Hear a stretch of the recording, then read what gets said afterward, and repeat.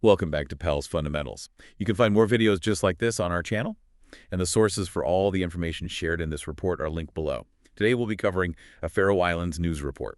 We're going to start with international news, and then we'll move on to local news here in the Faroe Islands. And finally, we'll wrap up with a comprehensive weather report. Sounds good. Let's start with Argentina. Argentina has announced its withdrawal from the World Health Organization.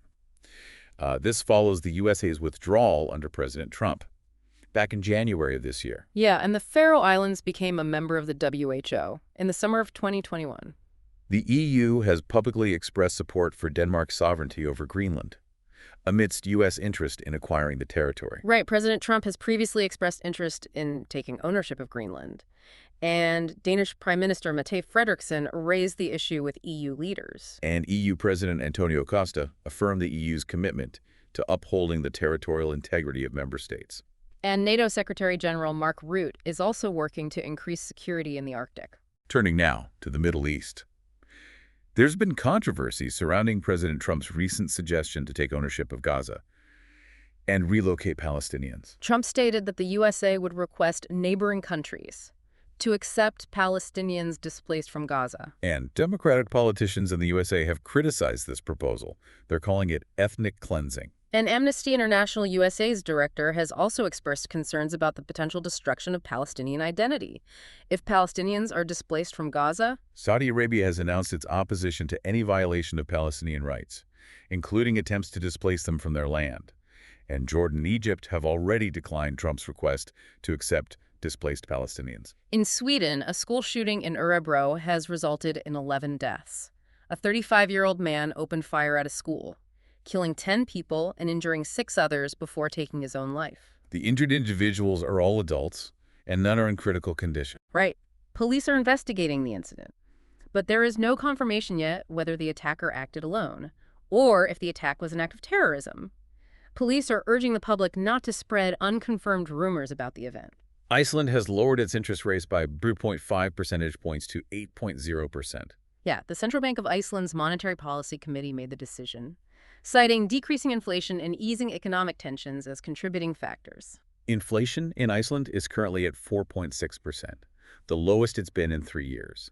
The central bank remains cautious about inflationary pressures and global economic uncertainty. A violent storm is expected in Iceland today, with high winds, blizzards changing to rain, and potential road closures. The Icelandic Met Office has issued orange weather warnings for the entire country, and travelers are advised to check for road closures and stay updated on weather conditions. Okay, now let's shift our focus to local news here in the Faroe Islands. The opposition parties in the Faroes parliament, Sambandsflokkurin, Folkeflokkurin, and Miðflokkurin, have proposed lowering the hydrocarbon tax to encourage oil exploration. They argue that reducing the tax from 27% to 18% would make exploration more attractive, potentially leading to the discovery and extraction of oil and benefiting the Faroes people. The director of the Faroes Social Services, Almannavirkja, Edvard Heen, has announced his resignation after 11 years in the position. He will step down in 6 months, citing his age as the reason for his departure. He also highlighted the significant challenges facing the social services due to changes in the welfare system. There's some debate surrounding the future of the Faroes fishing industry, as the political party, Sambandsflokkurin, is opposing proposed changes to the Fisheries Act. The proposed changes put forth by Fisheries Minister Dennis Holm include allowing fishing vessels to land half of their catch abroad, tightening regulations on foreign ownership, and limiting the ownership of fishing rights by a single company to 15%. Sambandsflokkurin, a potential future governing party, has stated that they would likely reverse these changes if they come to power. Faroes companies can now obtain Danish CVR numbers and meted erverv. This enables them to access services and communication with Danish authorities, which wasn't possible before. It will facilitate interactions between Faroes businesses and Danish institutions. The Kvastevna Fyri Skulaburn, a traditional Faroes chain dance festival for school children, is taking place at the Nordic House. 1,200 students are participating this year, learning traditional chain dances, songs, and games. Organizers emphasize the importance of preserving Faroes dance as a vital part of the nation's cultural heritage. And finally, police conducted speed checks in Vestmanna, where the speed limit is 30 kilometers, and issued 5 tickets. 4 drivers had their licenses revoked for driving between 46 and 50 kilometers. And one driver received a conditional warning for driving 59 kilometers. Now we'll move on to the weather report. Let's see what's in store for us. So several low-pressure systems are moving north between Iceland and Greenland. Okay, and tonight we can expect strong winds from the southeast, 15 to 20 meters, increasing to gale force, 22 meters. Cloudy skies, with occasional showers. The temperature will be 5 to 9 degrees Celsius. For Thursday, we're expecting strong winds from the southeast, 15 to 20 meters, decreasing to moderate gale by the evening. Cloudy skies with occasional showers, and the temperature will stay between 5 and 9 degrees Celsius. On Friday, the forecast is for moderate to fresh winds from the south, 8 to 13 meters, increasing to strong winds in places. It will be partly cloudy and mostly dry, with a temperature range of 4 to 8 degrees Celsius. All right, Saturday we'll have moderate to fresh winds from the south, 8 to 13 meters, increasing to gale force by the afternoon. We can expect overcast skies with rain developing. In the evening, the wind will shift to the west, decreasing to a light to moderate breeze.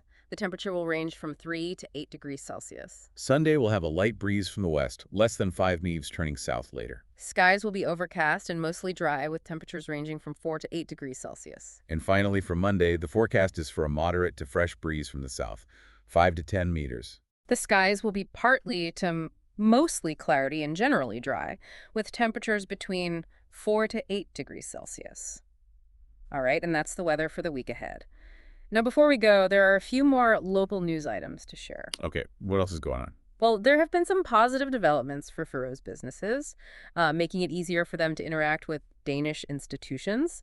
Faroe's companies can now obtain Danish CVR numbers and Mitide Erfurv.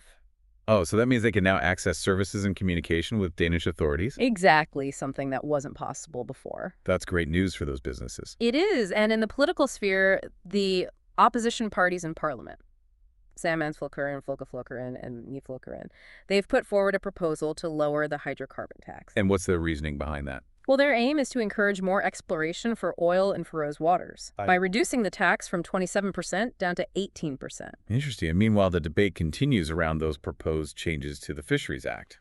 It does, changes that have drawn opposition from the Sambandsflokkurin party. Right. One of the most discussed proposals is that suggestion to allow fishing vessels to land half of their catch in foreign countries. Yeah, and there are also proposals to tighten regulations on foreign ownership within the fishing industry, and to limit the total fishing rights any single company can hold. Yeah, and as we mentioned earlier, Sambandsflokkurin hopes to be the next governing party. And they've stated that they would likely reverse these changes if they come to power. That's right. Okay, moving on. The director of the Faroe Social Services, Edvard Heen, has announced his upcoming resignation after 11 years leading Almannaverki. Yeah, he'll be stepping down in 6 months, citing his age as the reason for his departure. Makes sense. And he also highlighted those significant challenges that the social services are currently facing due to those recent changes to the welfare system. He did. Now, shifting to some good news, a celebration of Faroes culture is currently underway at the Nordic House, the Kvaya Stevna Fyri Skolebarn, a traditional Faroes chain dance festival for school children. That sounds fun. 1,200 students participating this year learning those traditional dances, songs, and games. Exactly, and organizers have stressed the importance of preserving these traditional dances as a vital part of the Faroe Islands' cultural identity. And finally, a quick traffic update. Police in Vestmanna, where the speed limit is 30 kilometers, issued 5 tickets to drivers exceeding the limit yesterday. 4 of those drivers were caught going between 46 and 50 kilometers, resulting in the revocation of their licenses. And the 5th driver was driving at 59 kilometers and received a conditional warning. That's right. Well, that brings us to the end of our Faroe Islands news report for today. Be sure to check out our YouTube channel, Pals Fundamentals, for more videos just like this one. Thanks for listening.